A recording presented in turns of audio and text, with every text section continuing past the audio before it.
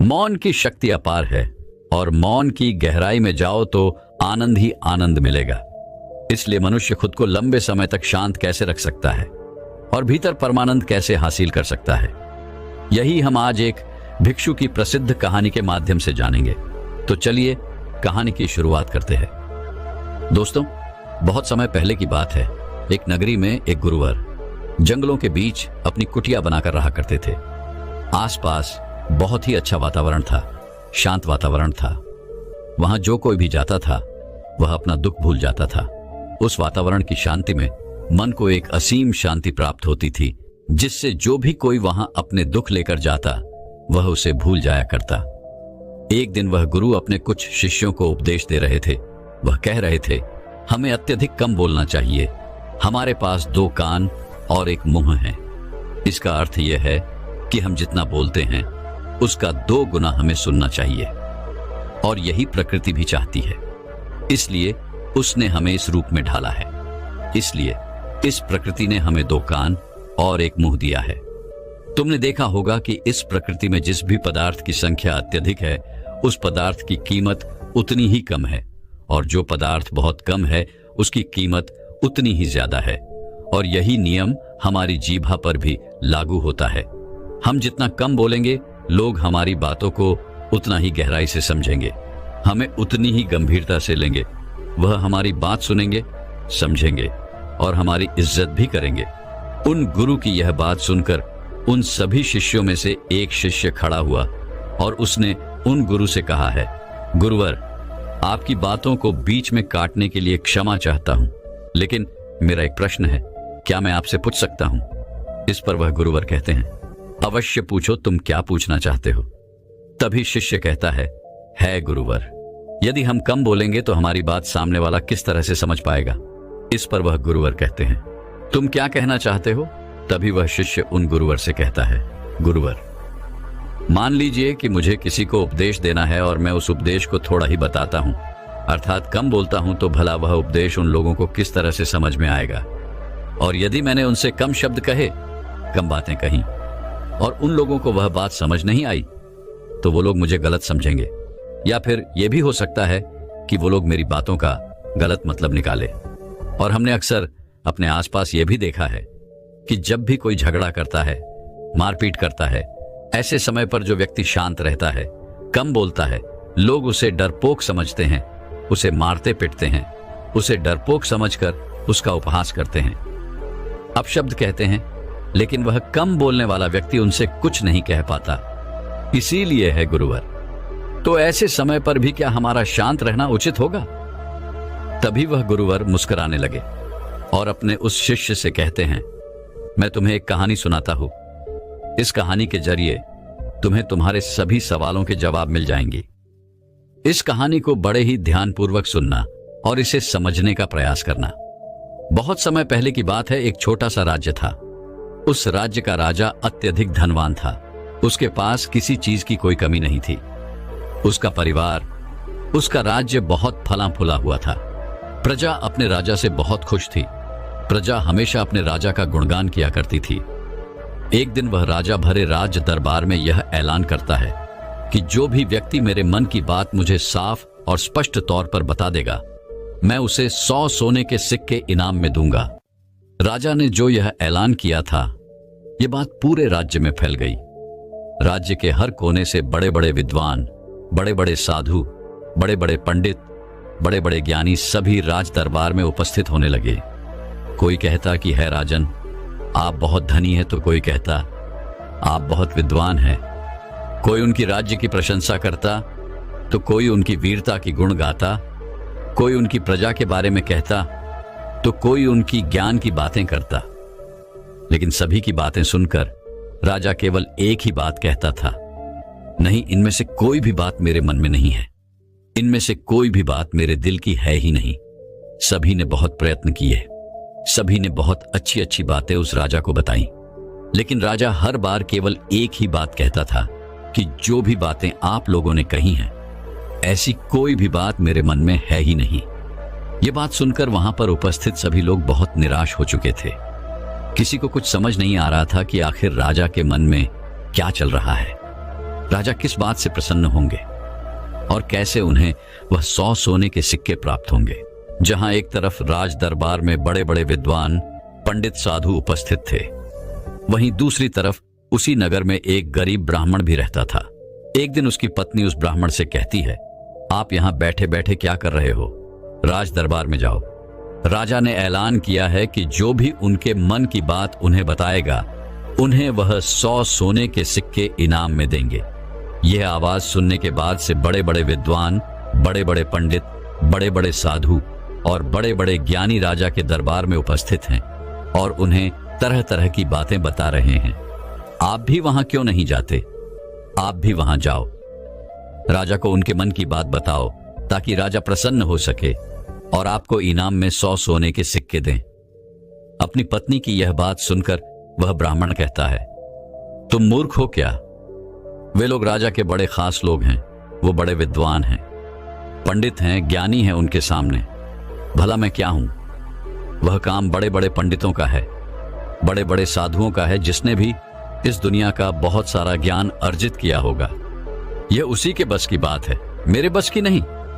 वैभव राजा के मन की बात किस तरह समझ सकता हूं?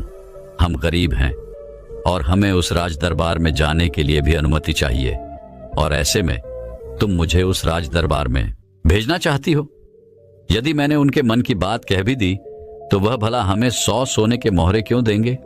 अपने पति की यह बात सुनकर उसकी पत्नी कहती है, ओहो, मुझे कुछ नहीं पता।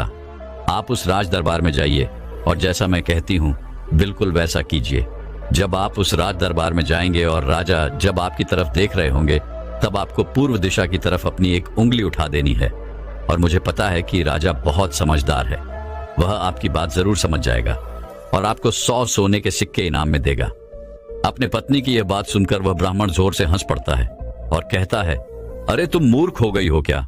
तुम्हें क्या लगता है एक पूर्व दिशा में मेरी एक उंगली उठाने से राजा मुझे 100 सोने के सिक्के दे देगा और वहां पर जो बड़े बड़े विद्वान, पंडित, साधु और ज्ञानी बैठे हुए हैं, वो लोग चुपचाप केवल नजारा देखते रहेंगे? क्या वह कुछ नहीं कहेंगे?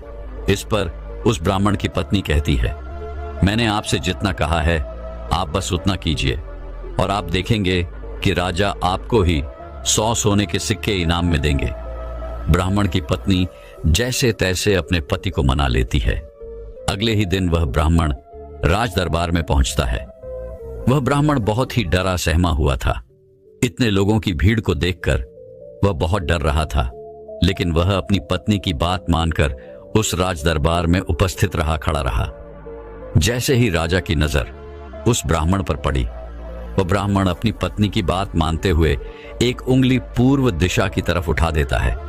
यदि राजा बहुत प्रसन्न होता है और राजा तुरंत ही उसे 100 सोने के सिक्के इनाम में देता है।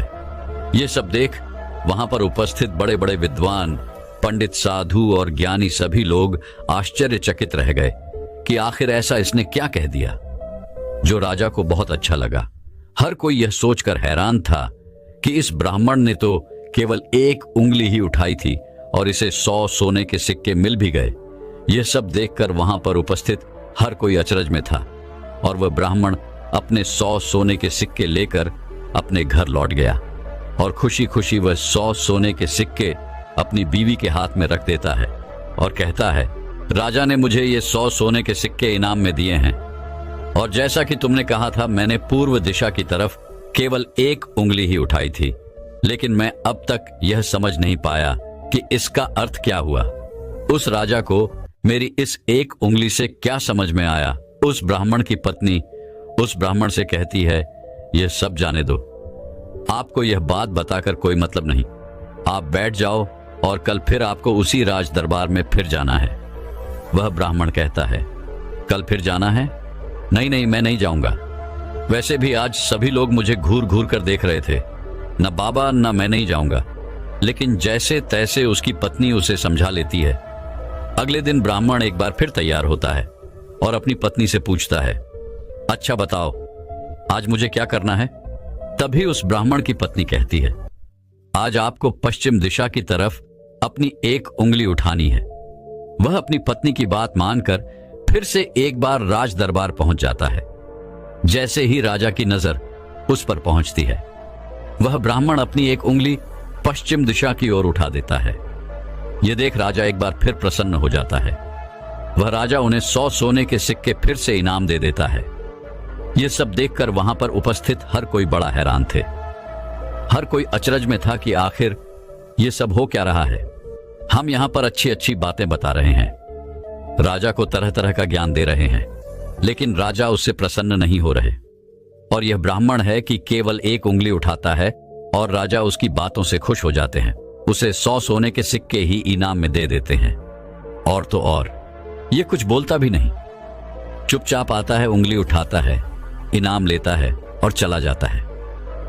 हर कोई केवल बस यही जानना चाहता था कि आखिर उस ब्राह्मण को ऐसा कौन सा ज्ञान है जो उनके पास नहीं। अगले दिन फिर से वह ब्राह्मण राज दरबार में आता है और अब की बार वह अपनी उंगली उत्तर दिशा की तरफ उठाता है और अब की बार भी राजा प्रसन्न होकर उसे 100 सोने के सिक्के इनाम में देते हैं। ये सब देख देख कर वहां पर उपस्थित हर बड़ा से बड़ा विद्वान थक चुका था। उन्हें कुछ भी समझ नहीं आ रहा था कि आखिर एक उंगली उठाने से राजा किस तरह से प्रसन्न हो जा रहे हैं।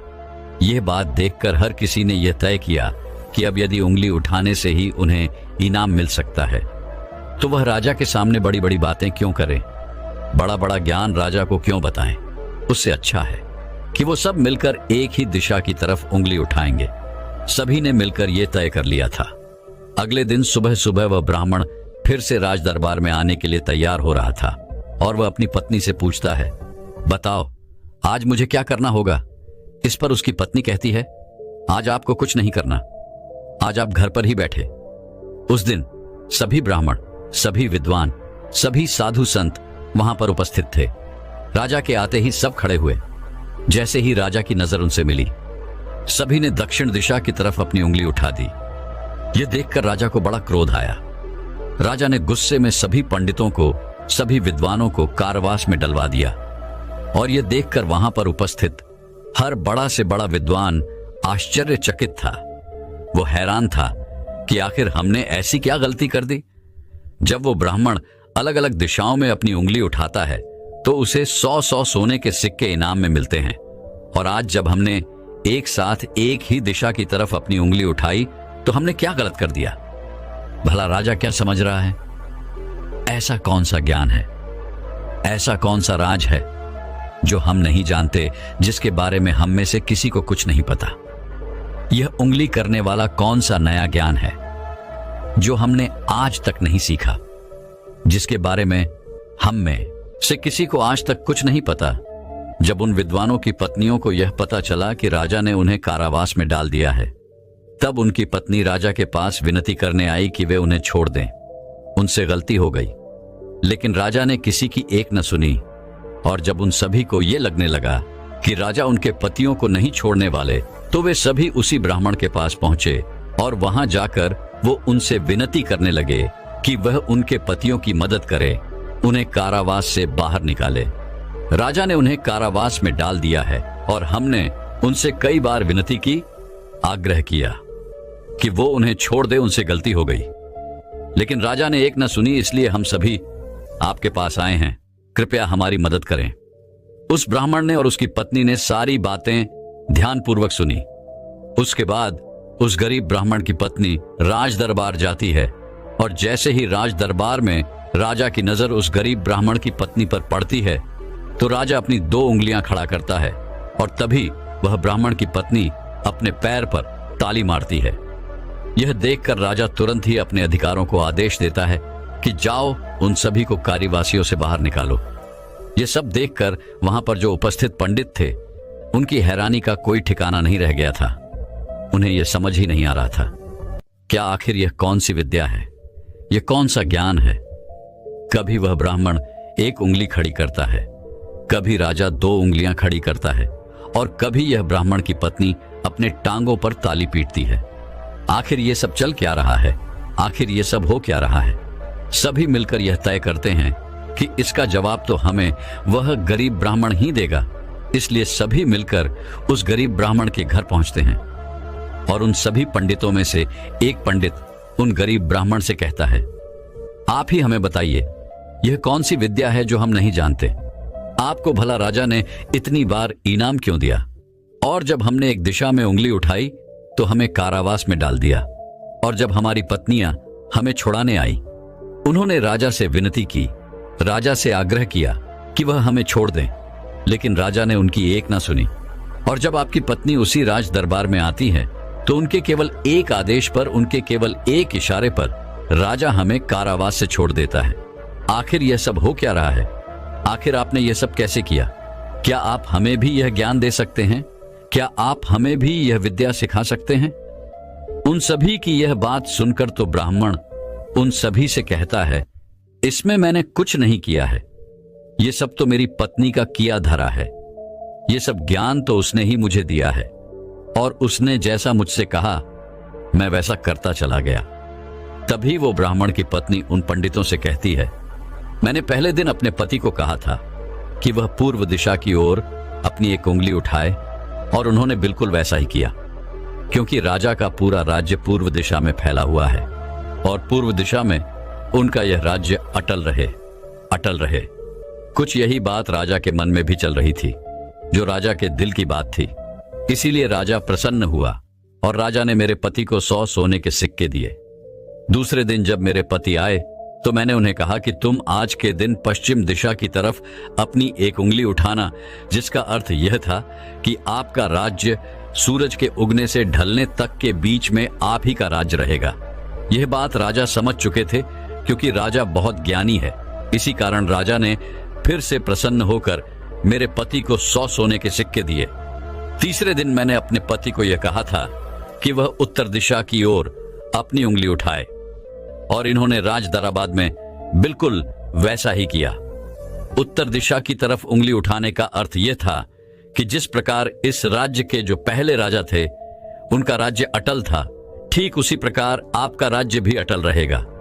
और यह बात भी राजा के मन की ही थी, जिस कारण राजा ने प्रसन्न होकर उन्हें 100 सोने के सिक्के इनाम दिए। लेकिन चौथे दिन जब मेरे पति तैयार होकर राज दरबार के लिए निकल रहे थे, तब मैंने इन्हें मना कर दिया। मैंने इन्हें घर पर ही बिठा दिया, क्योंकि मैं जानती थी अब आगे हमें कोई भी सोने के सिक्के नहीं मिलने वाले। उनके मन की जो भी बातें थी वो हमने पहले ही कर दी थी। लेकिन उसी वक्त आप लोगों की मूर्खता के कारण आप सभी ने दक्षिण दिशा की तरफ उंगली उठा दी, और इधर तो राजा रावण का राज्य चला गया। उसे मार दिया गया था, इसलिए राजा ने इसे एक गलत निर्देश समझा, एक गलत संदेश माना, और आप सभी को कारावास में डाल दिया। तभी उन सभी पंडितों में से एक पंडित यह कहता है कि यह सब तो ठीक है, लेकिन आपने हमें बाहर कैसे निकाला, जबकि राजा ने तो हमें बाहर निकाले से मना कर दिया था। तभी वह ब्राह्मण की पत्नी कहती है, जब मैं अपने हाथों में चारा लेकर राज दरबार पहुंची तो राजा ने 2 उंगली खड़े कर दी, और मैं उनका संदेश समझ चुकी थी। इसलिए मैंने अपने हाथों से अपने पैरों पर काली पीटी, जिसका अर्थ यह था कि यह तो केवल जानवरों की जैसे हैं, ये तो केवल खाने वाले हैं। राजा का अर्थ यह था कि जानवर 2 प्रकार के होते हैं, सिंह वाले और बिना सिंह वाले, और मेरे ताली पीटने का अर्थ यह था ये तो बिना सिंह वाले हैं और इनसे आपको कोई नुकसान नहीं, ये तो केवल खाने वाले जानवरों में से हैं, ये आपको कभी भी नुकसान नहीं पहुंचा सकते। और इसी कारण राजा ने आप सभी को कारावास से बाहर निकाल दिया। इतना कहकर उन गुरु ने अपनी यह कहानी यहीं पर समाप्त कर दी, और आगे वह अपने शिष्यों को उपदेश देते हुए कहते हैं कि हम कम से कम शब्दों में भी किसी को बड़ा से बड़ा ज्ञान दे सकते हैं। इससे यह भी साबित होता है कि हम कम से कम शब्द बोलकर अपना ज्ञान किसी को भी समझा सकते हैं। लेकिन यहां पर एक बात और समझने वाली यह है कि जो ज्ञान अर्जित कर रहा है, जिसे हम यह ज्ञान दे रहे हैं, वह अभी उस ज्ञान को समझने वाला होना चाहिए, ज्ञानी होना चाहिए। तभी तो ज्ञान देने का हमारा मकसद पूरा हो सकेगा। अन्यथा हम चाहे कितने भी शब्द बोले, उसे कितना भी समझा ले, उसे कितना भी ज्ञान क्यों ना दे दे, हमारा मकसद कभी पूरा नहीं हो पाएगा, क्योंकि वह हमारी बातें कभी समझ ही नहीं पाएगा। वह तो एक जानवर की तरह होगा जिसे ज्ञान देकर हमारा कोई लाभ नहीं होगा। अज्ञानी को ज्ञान देकर हमें कोई लाभ नहीं। हां, यदि आप अज्ञानी को ज्ञान देना ही चाहते हैं तो इसका अर्थ यह नहीं कि आप ज्यादा शब्दों का उपयोग करें। आप बहुत कम शब्दों में भी उसे वह ज्ञान दे सकते हैं। आगे वह गुरुवर अपने सभी शिष्यों से कहते हैं कि हमें अपने जीवन में इन 5 परिस्थितियों में हमेशा चुप रहना चाहिए। जब भी कोई इन 5 परिस्थितियों के समय पर बहुत कम बोलता है या फिर बोलता ही नहीं है, तो ऐसे लोगों को इज्जत दी जाती है, उनका सम्मान किया जाता है, उन्हें एक अलग नजर से देखा जाता है। ऐसे लोगों को लोग ज्ञानी समझते हैं क्योंकि उन्हें पता है कब और कहां बोलना है और कितना बोलना है। सबसे पहली बात बताते हुए वह गुरुवर कहते हैं कि जब कोई व्यक्ति तुम्हारी भावनाओं को, तुम्हारे शब्दों को नहीं समझ पा रहा, ऐसी परिस्थिति में इंसान का चुप रहना ही उचित है, क्योंकि हम में से अधिकांश से लोग बेवजह ही अपने दुख, अपनी पीड़ाएं, अपनी तकलीफें लोगों के साथ साझा करने की आदत होती है, लेकिन वो यह नहीं जानते कि जिन्हें वो अपनी तकलीफें साझा कर रहे हैं उन्हें आपकी तकलीफों से कोई मतलब नहीं। वह तो आपकी तकलीफों का फायदा उठाना चाहते हैं। वह तो आपकी तकलीफों को सुनकर मन ही मन में खुश हो रहे हैं, क्योंकि उन्हें अब यह पता चल चुका है कि जितना कुछ वो आपको समझते थे, जितना सुखी वो आपको समझते थे, आप अंदर से उतने सुखी हैं नहीं। आपका सुख चैन लुट चुका है और यह जानकर उन्हें बहुत प्रसन्नता होती है। वह बहुत खुश होते हैं और ऐसे समय पर वह आपका साथ भी छोड़ देते हैं, क्योंकि कोई भी एक दुखी व्यक्ति के साथ रहना पसंद नहीं करता। इसलिए जब भी ऐसी कोई परिस्थिति आए, जब आपको लगे कि मुझे अपनी भावनाओं को, अपने शब्दों को किसी के साथ साझा करना चाहिए, तो ऐसे समय पर आप अपने कुछ करीबी खास परिवार के सदस्य हो या फिर कुछ ऐसे खास मित्रों से अपनी बात साझा कर सकते हैं जिन पर आपको पूरा यकीन हो। और अन्यथा यदि आप किसी और के साथ अपने मन की यह बातें साझा करेंगे तो वो लोग आपको बेवकूफी समझेंगे और ऐसे समय पर आप केवल मजाक के पात्र ही बनेंगे। दूसरी जगह जहां पर हमें चुप रहना चाहिए, जब हमें किसी विशेष मौके के बारे में अधूरी जानकारी हो, किसी विशेष घटना के बारे में जब हम नहीं जानते, जब हमें अधूरा ज्ञान हो, तो ऐसे मौके पर हमेशा चुप रहना चाहिए। हम में से अधिकांश लोगों को यह शौक होता है कि वे अपने ज्ञान का प्रदर्शन करें, लेकिन अधिकांश लोगों को आपने देखा होगा कि उन्हें उस विषय के बारे में अधूरा ज्ञान होता है, जिस कारण वह हर समय लोगों के बीच मजाक का पात्र बनते हैं। लोग उनकी खिल्ली उड़ाते हैं, उनका मजाक बनाते हैं, और ऐसे व्यक्तियों को लोग कभी गंभीरता से नहीं सुनते, उन्हें कभी गंभीरता से नहीं लेते। जो भी बातें हमने इधर उधर से सुनी हैं, जिनका हमें ज्ञान नहीं है, उन बातों को लेकर हमें कभी भी दूसरों को नहीं समझाना चाहिए, ना ही अपनी बातों को दूसरों से मनवाना चाहिए। आगे गुरुवर अपने शिष्यों को तीसरी बात बताते हुए कहते हैं, जब कोई इंसान किसी दूसरे व्यक्ति की बुराई कर रहा हो तो ऐसे समय पर तुम्हें चुप रहना चाहिए, क्योंकि ऐसा व्यक्ति कभी किसी का नहीं होता। तुम जिस नकारात्मक बातों का हिस्सा बनने जा रहे हो, वह नकारात्मक बातें तुम्हारे मन में प्रवेश करती चली जाएंगी और धीरे धीरे यह नकारात्मक बातें तुम पर हावी होने लगेंगी और फिर तुम भी उसी की तरह नकारात्मक बातें सुनने लगोगे, सोचने लगोगे और करने लगोगे। इसीलिए कभी भी इन चीजों का हिस्सा न बने, क्योंकि जो व्यक्ति तुम्हारे सामने किसी तीसरे व्यक्ति की बुराई कर रहा है, ऐसा जरूरी नहीं कि वो तुम्हारी बुराई उस तीसरे व्यक्ति के सामने ना कर रहा हो। ऐसे व्यक्ति कभी किसी के नहीं होते, वह पीठ पीछे एक दूसरे की बुराई करते ही रहते हैं। इसलिए जब भी कोई व्यक्ति तुम्हारे सामने किसी तीसरे व्यक्ति की बुराई कर रहा हो, तो तुम्हें उसकी बातें केवल ध्यानपूर्वक सुननी है, लेकिन उस पर कोई भी प्रतिक्रिया नहीं देनी। आगे वह गुरुवर अपने शिष्यों को अगली बात बताते हुए कहते हैं, जब कोई व्यक्ति तुम पर गुस्सा कर रहा हो, तुम पर चिल्ला रहा हो, तुम्हारा अपमान कर रहा हो, तुम्हें अपशब्द कह रहा हो, ऐसे वक्त पर तुम्हें शांत रहना चाहिए, चुप रहना चाहिए, क्योंकि तुम्हारे मौन से बड़ा और कोई हथियार नहीं। तुम चुप रहकर उसके सभी सवालों का जवाब उसे दे सकते हो, और तो और तुम चुप रहकर उसके गुस्से को शांत करने में उसकी मदद भी कर सकते हो, और ऐसा करने से तुम इस परिस्थिति को और बिगड़ने से बचा सकते हो। और देखना, जब गुस्सा करने वाला व्यक्ति शांत होगा, जब उसका गुस्सा शांत हो जाएगा, तो उसे अपनी गलती का एहसास भी होगा और वह तुमसे माफी भी मांगेगा। इसलिए तुम्हें ऐसे जगहों पर चुप रहना चाहिए, किंतु तुम्हें हर जगह पर चुप भी नहीं रहना चाहिए। जब तुम्हें लगे कि कोई व्यक्ति गलत कर रहा हो, तो उसका विरोध कर शांत मत रखो, क्योंकि यदि तुम ऐसी परिस्थिति में चुप रहोगे तो वह तुम्हें कमजोर समझेगा, तुम्हें डरपोक समझेगा और तुम्हारे इस कमजोरी का फायदा भी उठाएगा। गुस्से का ये जो तरीका है, ये केवल अपनों के साथ ही अच्छा है, जैसे तुम्हारा परिवार, सगे संबंधी, तुम्हारे खास मित्र। लेकिन हर इंसान के सामने तुम्हें ऐसे नहीं रहना। यदि तुम्हारे साथ कोई गलत कर रहा हो तो इसका जवाब तुम्हें उसे अवश्य देना चाहिए। आगे वह गुरुवर अपने शिष्यों को 5वीं बात बताते हुए कहते हैं कि जब कोई व्यक्ति अपने मन की बात, कोई घटना या कोई दुख भरी बातें तुम्हारे साथ साझा कर रहा हो तो ऐसी स्थिति में हमें चुप रहकर ध्यानपूर्वक उसकी सारी बातें सुननी चाहिए। आपने तो देखा ही होगा, जब हम अपनी परेशानी किसी के साथ साझा कर रहे होते हैं, उसी वक्त हमारा कोई ऐसा मित्र या फिर कोई ऐसा सगा संबंधी अवश्य होता है जो हमारी बात पूरी करने से पहले हमें समाधान देना शुरू कर देता है। और जब कोई ऐसा करता है तो हमारे मन में क्रोध उत्पन्न होता है। हम उस व्यक्ति से बात तक करना पसंद नहीं करते, जबकि ऐसी परिस्थिति में हमें शांत रहना चाहिए, क्योंकि सामने वाला हमसे यही उम्मीद करता है।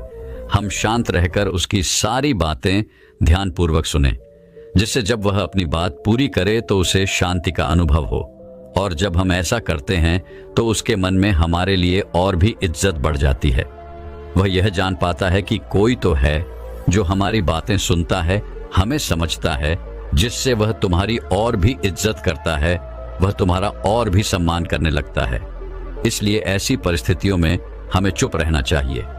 इतना कहकर वह गुरुवर आगे कहते हैं कि इन 5 स्थितियों को हमेशा याद रखना, और यहां पर इंसान को हमेशा कम ही बोलना चाहिए, क्योंकि इंसान एक दुकान की तरह है और दुकान का ताला है हमारी जीभा। और जब इस ताले से हमारी दुकान खुलती है, अर्थात हमारे अंदर की बातें जब बाहर आती हैं, तभी पता चलता है कि यह इंसान अंदर से कोयले का है या फिर सोने का। इसीलिए कम बोलें, लेकिन अपने शब्दों की कीमत बढ़ा दे।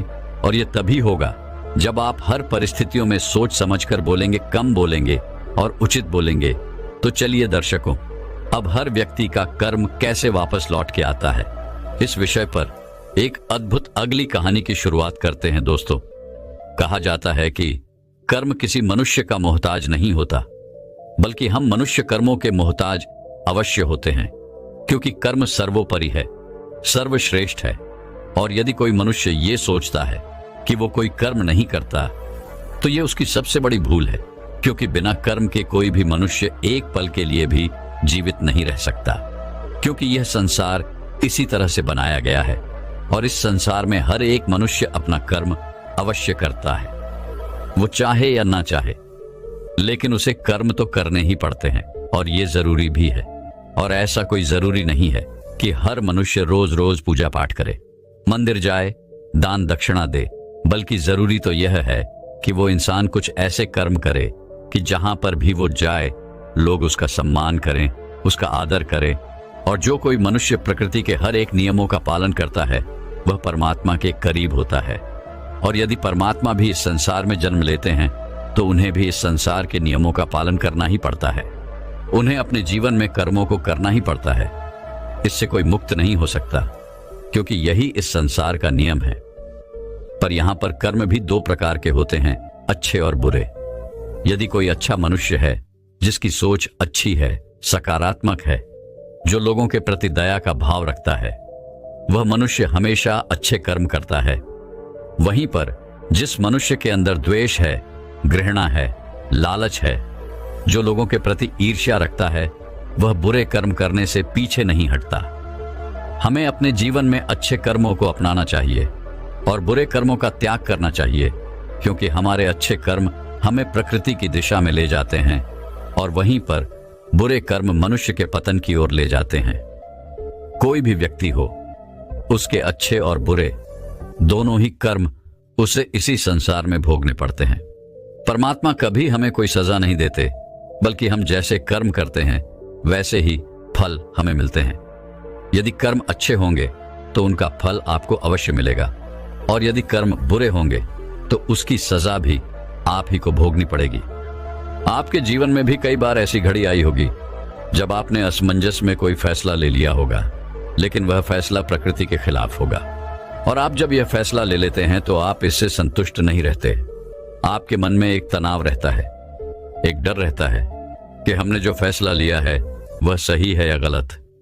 इसलिए जरूरी यह है कि आप अपने कर्म को समझें, उस पर विचार करें और फिर उसी के अनुरूप काम करें। इस तरह से आप अपने जीवन को बेहतर दिशा दे सकते हैं। आपका जीवन एक बेहतर दिशा की तरफ आगे बढ़ सकता है। जिस सफलता के पीछे हम लगातार भागते रहते हैं, उनके पीछे भी हमारे कर्म ही है। यदि हम अच्छे और सही कर्म करेंगे तो हमें सफलता भी निश्चित तौर पर मिलेगी, क्योंकि वास्तविकता तो यही है। सफलता आपके कर्मों में है, बल्कि फल में नहीं, जो आपको खुशी का एहसास दिलाती है, जो आपको यह अनुभव कराती है कि आपने जो कर्म किए हैं वह अच्छे हैं, जिस कारण आप बहुत अच्छा महसूस कर पाते हैं। और यदि आप अपने जीवन में किसी लक्ष्य का पीछा कर रहे हैं, यदि आप अपने लक्ष्य में आप सफलता पाना चाहते हैं, तो आपको अपने कर्मों पर तो ध्यान देना ही होगा, अपने कर्मों को समझना होगा, क्योंकि ये सारा खेल कर्मों का ही तो है। जिस प्रकार यदि आप किसी लक्ष्य का पीछा कर रहे हैं, उसे पाने की कामना रखते हैं, तो उसके प्रति आपको अच्छे कर्म भी करने होंगे। अन्यथा आप ये सोचते हैं कि केवल सोचने मात्र से आप उस लक्ष्य को हासिल कर लेंगे, तो ऐसा नामुमकिन है। तो दोस्तों, आज की यह जो कहानी है, ये कर्मों के सिद्धांतों के बारे में ही है, और यह सिद्धांत हमारे जीवन में किस तरह से काम करते हैं, इन्हीं के बारे में आज की यह छोटी सी कहानी आपको यह सिखाएगी कि आपके कर्म किस तरह से आपके जीवन पर प्रभाव डालते हैं। एक समय की बात है, एक नगरी में एक महान बौद्ध भिक्षु प्रवचन दे रहे थे। वहां पर सभी लोग उपस्थित थे।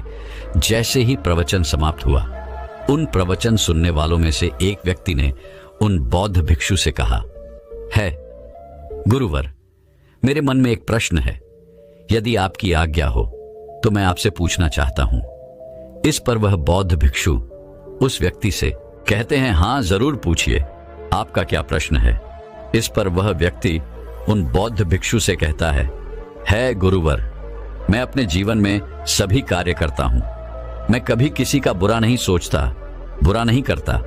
फिर भला मेरे साथ बुरा क्यों होता है? मैंने तो किसी का बुरा नहीं किया। मैं हमेशा अच्छे कर्म करने की तलाश में रहता हूं। मैं हमेशा अच्छे कर्म करता हूं। फिर भला मेरे साथ ऐसा क्यों होता है? मुझे हमेशा दुख क्यों झेलना पड़ता है? जब मैं कुछ बुरा करता ही नहीं हूं, तो फिर भला मेरे ऊपर दोष क्यों मार दिया जाता है? क्या आप मुझे यह बता सकते हैं कि मेरे कर्म सही हैं या गलत? क्या आप मुझे कर्मों के बारे में स्पष्ट तौर पर समझा सकते हैं?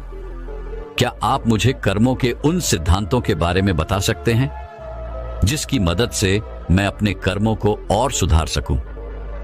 मैं यहां पर यह जानने आया हूं कि मेरे इतने अच्छे कर्म करने के बाद भी मुझे दुख क्यों मिलता है, मुझे हमेशा तकलीफें क्यों उठानी पड़ती हैं।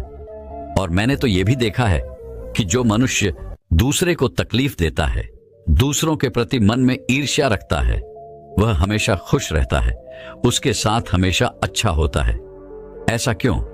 उस व्यक्ति की सारी बात उन बौद्ध भिक्षु ने बड़े ही ध्यानपूर्वक सुनी, और उसके बाद उन्होंने उस व्यक्ति से कहा, अच्छा, तुम्हें ऐसा क्यों लगता है कि तुम अच्छे कर्म कर रहे हो, और जो तुमने अच्छे कर्म किए हैं उसका फल भी तुम्हें नहीं मिला। और जैसा कि तुमने कहा, तुमने कुछ ऐसे लोगों को भी देखा है जो बुरे कर्म करते हैं, लोगों के प्रति ईर्ष्या रखते हैं, द्वेष रखते हैं, उन्हें उनके कर्मों का फल बुरा नहीं मिल रहा। इस पर वह व्यक्ति कहता है गुरुवर, मैंने कभी किसी का बुरा नहीं चाहा, न ही किसी का बुरा किया है, तो ये मेरे अच्छे कर्म ही तो किए हैं। इस पर वह बौद्ध भिक्षु मुस्कुराने लगे और उस व्यक्ति से कहते हैं, आज मैं तुम्हें कुछ ऐसे सिद्धांत बताने वाला हूं जिनके बारे में तुम्हें जानना आवश्यक है। कर्म किस तरह से काम करते हैं और इनका हमारे जीवन पर क्या प्रभाव पड़ता है, ताकि हम अपने जीवन से कुछ सीख सकें, अपने जीवन को एक सही दिशा दे सकें, और हम अपने इस जीवन को अपनी इच्छा अनुसार जी सकें।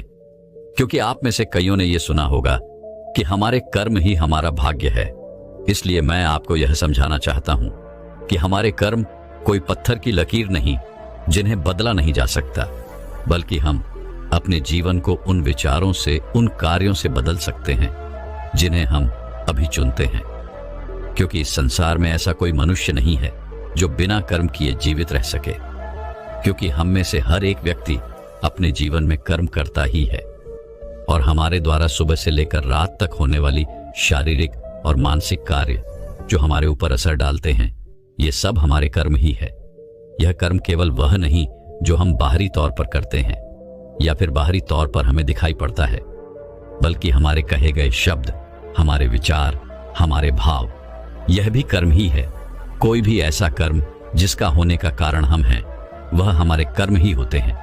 जैसे हमारा बैठना, उठना, चलना, पीना, खाना, सोचना, विचार करना, हमारे मन में उत्पन्न होने वाले भाव भी, यह सारे कर्म ही हैं।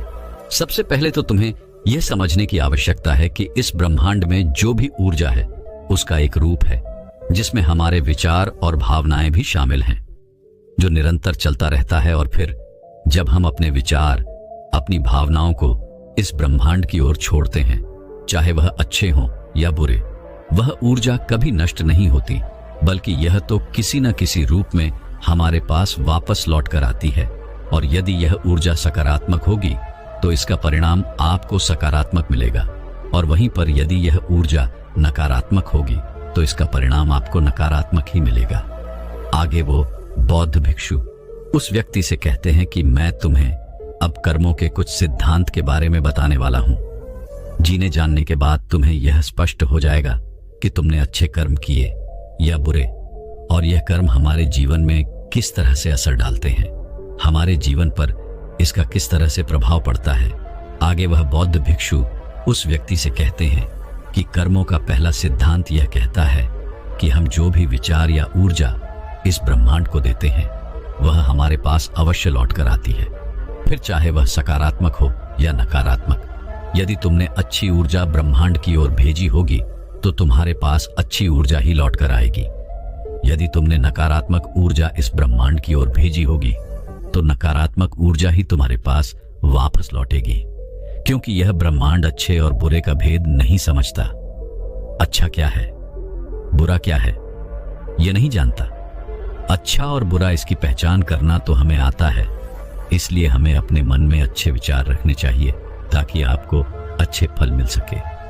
वहीं पर अगर आप बुरे विचार रखते हैं तो उसके होने वाले दुष्परिणामों से भी आपको कोई नहीं बचा सकता, उसे आपको भोगना ही पड़ेगा। कर्मों का दूसरा सिद्धांत यह कहता है, हम अपने जीवन में जो कुछ भी पाना चाहते हैं, पहले हमें खुद को उस लायक बनाना होगा। जैसे कि अगर हम दूसरे से यह आशा करते हैं कि वह हमारा सम्मान करें, हमारा आदर करें, तो इसके लिए हमें पहले खुद ही दूसरों का आदर और सम्मान करने आना चाहिए। या फिर इसे यूं भी कह सकते हैं कि पहले आपको उस काबिल बनना होगा ताकि वह लोग आपका सम्मान कर सकें, आपका आदर कर सकें। जिस प्रकार यदि आप नियम के बीज बोते हैं तो आपको आम का फल कभी नहीं मिल सकता, ठीक उसी प्रकार जो आप बीज बोएंगे आपको फल भी वैसे ही मिलेंगे। इसलिए सदैव अच्छे कर्म करने के बारे में सोचे, अच्छा कर्म करें और अच्छी वाणी बोले। कर्मों का अगला सिद्धांत ये कहता है कि हमारे जीवन में यदि कोई घटना घटित हो जाती है तो वह घटना अकस्मात हमारे जीवन में नहीं आती, बल्कि यह भी हमारे कर्मों का ही फल होता है। जिस प्रकार यदि आप अपने किसी लक्ष्य को हासिल करना चाहते हैं तो आपको अपने लक्ष्य के प्रति तत्पर होना होगा। अपने लक्ष्य के प्रति जिस कार्य को करना है उसे करते रहना होगा। जो मेहनत, जो लगन उस लक्ष्य को पाने के लिए करनी है वो आपको करते रहनी होगी। उस संघर्ष का सामना भी आपको करना होगा, तब जाकर आप कहीं उस लक्ष्य तक पहुंच सकेंगे। क्योंकि हमारा यह जीवन संघर्षों से भरा हुआ है और हमें यदि कोई अच्छी चीज प्राप्त करनी है तो हमें संघर्ष तो करने ही पड़ेंगे। इसीलिए यदि आप अपने जीवन में किसी लक्ष्य को पाने की इच्छा रखते हैं तो अपने जीवन में चमत्कार पर भरोसा करना छोड़ दें और अपनी मेहनत, अपनी काबिलियत पर यकीन करना सीखें। कर्मों का अगला सिद्धांत यह कहता है, आपको सच को स्वीकार करना आना चाहिए। यदि आप उस सच से भागते रहेंगे तो आप कभी भी उस सच को बदलने का प्रयास नहीं करेंगे और ना ही आप उसे कभी बदल पाएंगे। मान लीजिए कि आपको सुबह देरी से उठने की आदत है और यदि आप इस सच को स्वीकार नहीं कर सकते तो आप कभी भी इसे बदल नहीं सकते। वहीं पर अगर आप इसे स्वीकार करते हैं और इसे बदलने की मन में ठान लेते हैं तो आप इसे अवश्य ही बदल कर रहेंगे। इसलिए अपने जीवन में अपने आप से कभी झूठ मत कहिए आपके जीवन में जो भी कड़वी सच्चाइयां हैं उसे स्वीकार कीजिए, तभी आप उनका सामना कर सकेंगे, उन्हें बदल सकेंगे। इसलिए हमें सच को स्वीकार करते हुए आगे बढ़ना चाहिए। इसके अलावा हमारे पास और कोई उपाय नहीं है। यदि आगे बढ़ते हुए आपसे कोई गलतियां भी हो जाएं, तो इसे स्वीकार कीजिए और उसे सुधारने की कोशिश कीजिए, क्योंकि ऐसे लोग ही अपने जीवन में हर उस ऊंचाइयों को हासिल कर पाते हैं जिनकी वो कामना रखते हैं। कर्मों का अगला सिद्धांत ये कहता है कि अपने जीवन में निरंतर प्रयास करते रहिए, क्योंकि निरंतर प्रयास करते रहना ही वह मार्ग है जिससे हम सफलता को हासिल कर सकते हैं। और यह तभी संभव है जब समय के साथ खुद को बदलने के लिए आप तैयार हो, क्योंकि बदलाव ही इस सृष्टि का नियम है और यह बदलाव किसी और से नहीं बल्कि आपसे शुरू होता है, आपके भीतर से शुरू होता है। यदि आप अन्य लोगों को बाहर की परिस्थितियों को बदलने की कोशिश करते हैं तो यह करना व्यर्थ होगा, क्योंकि आप अपना समय इस पर नष्ट कर रहे हैं। उसकी जगह पर यदि आप अपने ऊपर ध्यान दें, अपने अंदर ध्यान दें, तो आप उसे अवश्य बदल सकते हैं और अपने समय का सही इस्तेमाल करके आप अपने लक्ष्य तक अवश्य पहुंच सकते हैं। मान लीजिए कि आप कोई ऐसा कार्य करने जा रहे हैं जिसके लिए आपको कड़ी मेहनत करनी होगी, लेकिन आप यह सोच रहे हैं कि कोई आएगा और आपकी इस मेहनत में मदद करेगा, तो ऐसा करना व्यर्थ होगा। बल्कि इसके लिए तो आपको यह करना चाहिए कि यदि आपको उस काम के बारे में कोई भी खास जानकारी नहीं है तो पहले आप उसके लिए जानकारी प्राप्त करें, उसके बारे में सीखें, समझें और फिर उस कार्य को शुरू कर दें। यदि आप समय के साथ अपने अंदर बदलाव करते जाएंगे और निरंतर अपने कार्य पर काम करते जाएंगे तो आप अवश्य ही सफलता को हासिल कर सकेंगे। वह बौद्ध भिक्षु अगला सिद्धांत बताते हुए कहते हैं, आज आपके जीवन में जो कुछ भी आपके पास है, आप चाहे जहां कहीं भी हो, आपके जीवन में जो भी मुसीबतें हैं, जो भी सफलताएं आपने प्राप्त की हैं, ये सब आप ही के कर्मों का फल है। इन सब के लिए आप ही जिम्मेदार हो, क्योंकि आपने ही अपने भूतकाल में कुछ ऐसे फैसले लिए थे जिसका परिणाम या तो आपको बहुत अच्छा मिल रहा है या तो बहुत बुरा। लेकिन हमें इनसे मुंह नहीं मोड़ना चाहिए, बल्कि हमें इन्हें स्वीकार करना चाहिए, इनकी जिम्मेदारी लेनी चाहिए। अगर हम ऐसा नहीं करते और किसी अन्य व्यक्ति या फिर किसी परिस्थिति को हम इसका दोष मढ़ते हैं, जिम्मेदार मानते हैं, तो ये करना बिल्कुल सही नहीं होगा, क्योंकि ये हमें आने वाली और भी बड़ी मुसीबतों में फंसा सकता है और फिर हम कभी भी इस समस्या का समाधान नहीं कर पाएंगे। क्योंकि हम में से अधिकांशतः लोगों की यह आदत होती है कि जब हम कोई अच्छा कार्य करते हैं और जब उस कार्य के लिए हमें शाबाशी मिलती है तो हम वहां पहुंच जाते हैं, लेकिन वहीं पर जब हमने कोई बुरा कार्य किया होता है तो हम इसका दोष किसी और के सर मढ़ देते हैं, जबकि हमें ऐसा नहीं करना चाहिए। हमें इसकी जिम्मेदारी खुद उठानी चाहिए। हमारे इस कार्य से जो भी समस्याएं उत्पन्न हुई हैं उसका समाधान हमें खुद ही करना चाहिए। वह बौद्ध भिक्षु अगला सिद्धांत बताते हुए कहते हैं कि आज हमारा जो जीवन है इसमें जुड़ा हुआ हमारा वर्तमान, हमारा भविष्य और हमारा आज है, और ये सब कुछ हमसे जुड़ा हुआ है। जैसे कि यदि आपने अपनी अतीत में कोई ऐसी चीज सीखी थी जो आज आपके काम आ रही है, तो हो सकता है कि आप आज भी कुछ ऐसा सीख रहे हो जो आपका आने वाला भविष्य बना सकती है। इसलिए हमें सीखने से कभी पीछे नहीं हटना चाहिए। हमें अपने जीवन में लगातार सीखते रहना चाहिए, क्योंकि ये हमारे जीवन में कभी भी काम आ सकता है। इसलिए कभी भी इससे पीछे नहीं हटना चाहिए। ये सब हमसे जुड़ा हुआ है। हमारा वर्तमान, अतीत और भविष्य सब एक साथ जुड़े हुए हैं। कर्मों का अगला सिद्धांत ये कहता है कि हमें यदि किसी लक्ष्य को पाना है तो हमें केवल एक चीज पर अपना ध्यान केंद्रित करना चाहिए, न कि कई सारी चीजों पर। जब हम एक साथ बहुत सारी चीजों पर अपना ध्यान केंद्रित करने लग जाते हैं तो हमारे सीखने की गति धीमी हो जाती है और हम फिर किसी भी चीज को सीख नहीं पाते, जो हमारे जीवन में निराशा और नकारात्मकता का कारण बन जाता है। यदि मान लीजिए कि आप एक अध्यापक बनना चाहते हैं, तो अध्यापक बनने के लिए आपको अपना पूरा ध्यान केवल अध्यापिका की पढ़ाई पर लगाना चाहिए, न कि बहुत सारी अन्य चीजों पर। यदि आप पूर्ण रूप से केवल अध्यापिका की पढ़ाई पर ध्यान देते हैं तो आप अवश्य ही अध्यापक बन जाएंगे। और यदि आप उस समय पर अन्य सारी चीजों पर ध्यान देते हैं तो आपका ध्यान भटक जाएगा। ना तो आप अच्छी तरह से पढ़ाई कर सकेंगे और ना ही अपने लक्ष्य को प्राप्त कर सकेंगे, जिस कारण आपके जीवन में केवल निराशा और नकारात्मकता ही बचेगी और फिर आप कभी भी अपने लक्ष्य तक नहीं पहुंच सकोगे। कर्मों का अगला सिद्धांत ये कहता है कि जीवन में खुश रहो। अतीत के लिए पछताना बंद कर दो, भविष्य के लिए सोचना बंद कर दो और आज से और अभी से आप अपने वर्तमान पर ध्यान दो, क्योंकि अतीत तो बीत चुका है, उसे बदला नहीं जा सकता और भविष्य की चिंता में रहने से हमारा आज खराब हो जाता है। हम अपने आज पर ध्यान नहीं दे पाते और यदि आपको अपने भविष्य में कुछ हासिल करना ही है, किसी लक्ष्य को पाना ही है, तो उसके लिए आपको आज ही मेहनत करनी होगी। इसलिए अपने वर्तमान पर ध्यान दीजिए। यदि आप आज मेहनत नहीं करते हैं, आज वो चीजें नहीं सीखते हैं, तो आप अपने भविष्य में उन चीजों तक कभी नहीं पहुंच सकेंगे जिसकी आप कामना करते हैं, जिसके लिए आपने दिन रात मेहनत करने की सोची है। हमें अपने अतीत में की हुई गलतियों से सीखना चाहिए, ना कि उन्हें लेकर रोते रहना चाहिए। कर्मों का अगला सिद्धांत यह कहता है कि हमारा इतिहास तब तक दोहराता रहता है जब तक हम कुछ सीखकर आगे बढ़ने का रास्ता नहीं ढूंढ लेते। किसी भी काम को बार बार एक ही तरीके से करने पर अलग अलग परिणाम की उम्मीद करना मूर्खता है। इसलिए हमें अपने जीवन में सीखते रहना आवश्यक है, फिर वो चाहें अपनी गलतियों से ही क्यों ना हो, फिर वह चाहे किसी और की गलतियों से ही क्यों ना हो, लेकिन सीखना आवश्यक है। अपने जीवन में बदलाव लाना आवश्यक है, अन्य रास्तों की खोज करना आवश्यक है। मान लीजिए कि आप किसी ऐसे रास्ते पर चलना चाहते हैं जहां पर कई सारे कांटे हैं और आपके पास जो ज्ञान है वो यही कहता है कि आपको इसी रास्ते से आगे बढ़कर जाना होगा। तो आप जब भी उस रास्ते से आगे बढ़ेंगे तो आपके पैरों में कांटे तो अवश्य चुभेंगे, जिससे आपको तकलीफ भी होगी और आप उस रास्ते पर चलने से डरेंगे भी और उसका परिणाम भी आपको कुछ खास नहीं मिलेगा।